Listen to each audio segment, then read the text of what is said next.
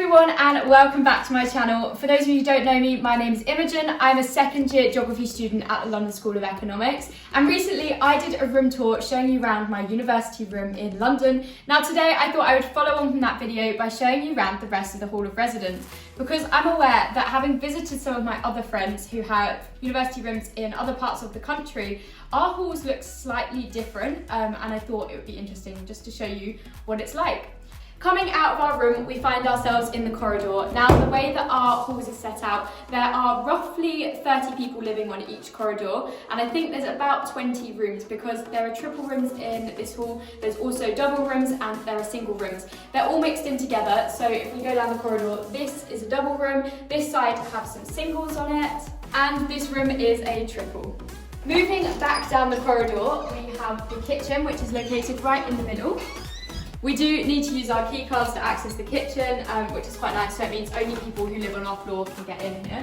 The kitchen is a little bit of a state today, but hey ho, I'm showing you the reality of what it's like in this hall. So we share the kitchen with 30 people, so that's everybody who lives on the floor. You get a microwave, which you can see here. Oh. There's a couple of kettles, a toaster, we've got 2 fridges, which just look like this. They're normal size fridges, so there isn't a lot of fridge space. This is one of the downsides of this Hall of Residence. We then have a hob which everybody can use, and actually, which is really nice, there's some food in the cupboards from when people have left it, and they do just let us leave it, which is quite nice. So obviously they throw away things that are perishable, but like oils and stuff you can generally find in the kitchen anyway. Then we've got a freezer down here, which I find really handy. Not a lot of people put things in the freezer, so there's a lot of space in there. And then in these cupboards, and over here you can see, there are loads and loads of pans which are provided by some people who live here, have their own pans, but most of this is from years gone by, so everybody is free to use it. In the middle of the kitchen, we do have a hob, but unfortunately one of the downsides of this hall, because it is catered, we don't have an oven. So we get 1 meal a day provided downstairs in the canteen, which I will show you later. But yeah, we don't have an oven because of that, which is a bit of a shame.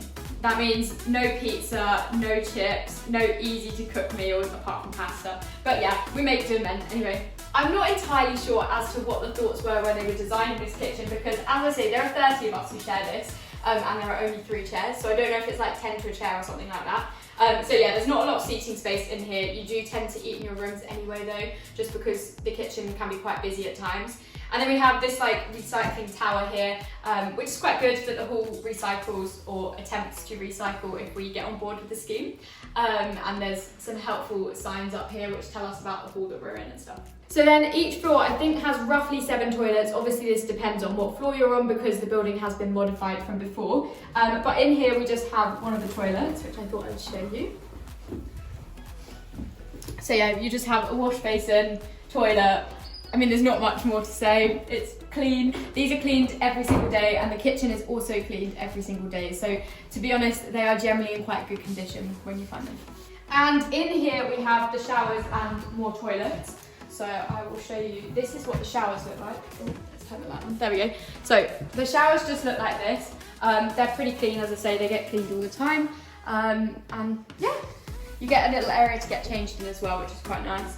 And then on this side, we just have 3 toilets.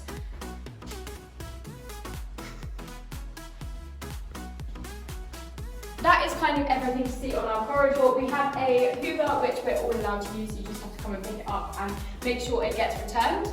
And there's one of those for each floor. And then now I think we will go downstairs and go and look around the communal areas in the hall.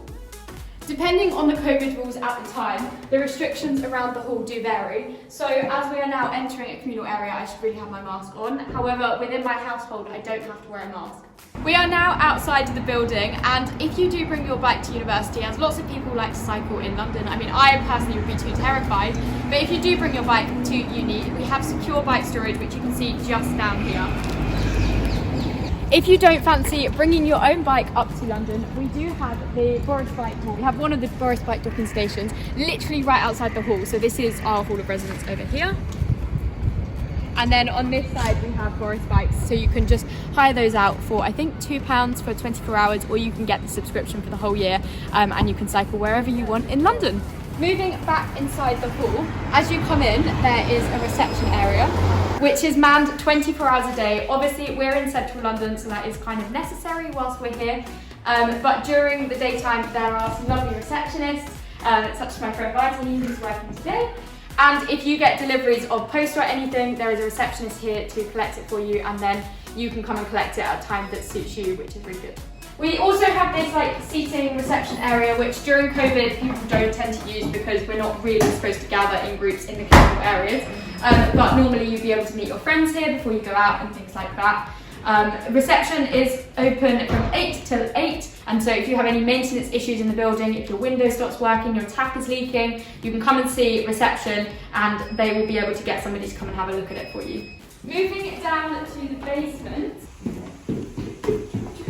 Through here we have the common room, so there's a table tennis table, a table football table, and lots of seating options for you to come and just chill out with your friends and things. In this second section over here, we've got a space to work, so there's this big table, plug sockets all around, and we also have a speaker which we can connect to so that we can blast out some music down here. In this second section of the common room, we have a pool table and more seating, and there's also a piano so that if anybody plays the piano or whatever, they can just come down and practice in here, or they can just entertain their friends, I don't know. And then in here, normally this doesn't look quite such a mess, but because it's just been the winter break, we are actually allowed to leave one piece of luggage over the winter break, and it can be stored here, and this is the storage area. And as many students haven't yet returned, this is full of boxes and things, but normally this would be like a cinema room, chill out space.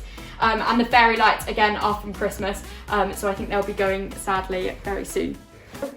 This is our very high-tech postal system, which basically, you look for your surname, so for example, my surname is White. You would then find the W on here, and you just open this up, and you can sort through the letters and find any that are for you. This obviously doesn't seem like the most secure way of doing post, but if there's any post from, say, the NHS, or if it's from a bank, it will be kept upstairs at reception, and you will receive an email which tells you need to go and collect it.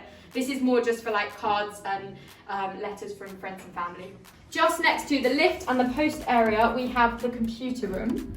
So in here we have a printer, which you can use your LSE printing account to print stuff off, which is really good for documents and also revision.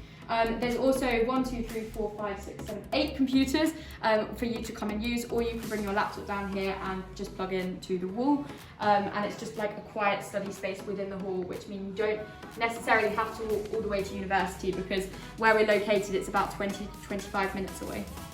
Next to the computer room, we have the exit to the garden. Now you can see the garden out of my window, which I think I showed you in the room tour video. You're not allowed to drink alcohol in the garden, but otherwise you are free to use it for your own use and just leisure. This is like 2 lemons swimming around your house.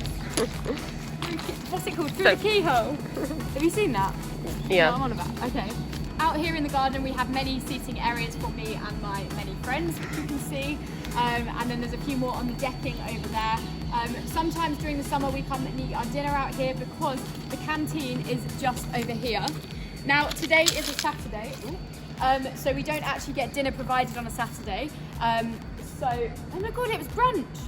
I missed brunch! You didn't get it? No! I got it and I was working. Normally there is brunch on a Saturday instead of dinner, but clearly I missed it this morning. However, I'm going to film at the canteen for you when dinner is actually on, so that you can see it in full swing and in action, because at the moment it's just an empty room with chairs and tables. We're now in the dining hall. It's actually Thursday today, so it's a few days after I filmed the other clips. In here we get our dinner every night. It's served between 5:30 and 8 o'clock, so it is actually 7:45, so we need to kind of rush around the tour. But if you see over here, this is what we're allowed to have for dinner every single night. It's in massive print, I'm not quite sure why, but anyway, makes it very clear for us. And then you pick up a tray over here, and then we have a choice of cake, yogurt, there's loads of different main meal options. It's all served by the lovely lady behind here. You're very, very friendly. We then get cake, we get bread, you can have 2 bits of fruit, we've got knives and forks obviously. A salad bar over here, which has some very interesting salads. I mean, I've never ever had celery, mixed nuts, and I don't even know what else is in there, but yeah, I've never had that salad before, but it is absolutely lovely. And then following around here, we have a hot chocolate machine, and it also does coffee, although apparently not today, we only do chocolate.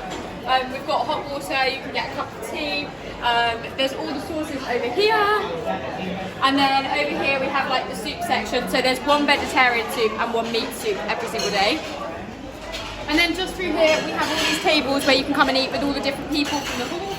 It's quite a social occasion being able to come down and eat in here.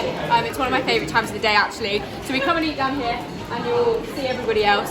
And then if you come around here, this is where we put our trays once we're finished. I hope I haven't confused you too much by spinning you around, but hopefully you've got a little look around the dining hall.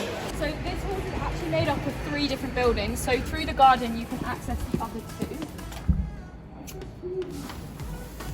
2. In here we have the laundry room. So there are 1, 2, 3 washing machines and 3 dryers. We're currently on circuit laundry, but I believe this is changing over to wash cycle soon. I don't really know. Currently the cost for a wash and a dry I think are £2.80 for a wash and £1.40 for a dry. You need to provide your own detergent and whatnot, but otherwise you are free to use the washing machines.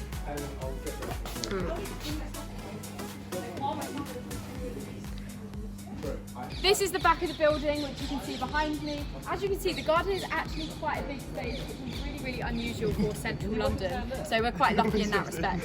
And that is the end of the hall tour. I really hope that you have enjoyed it and you found it interesting. I know a lot of other universities have halls where they have like 6 of you in a flat, so obviously ours is slightly different to that.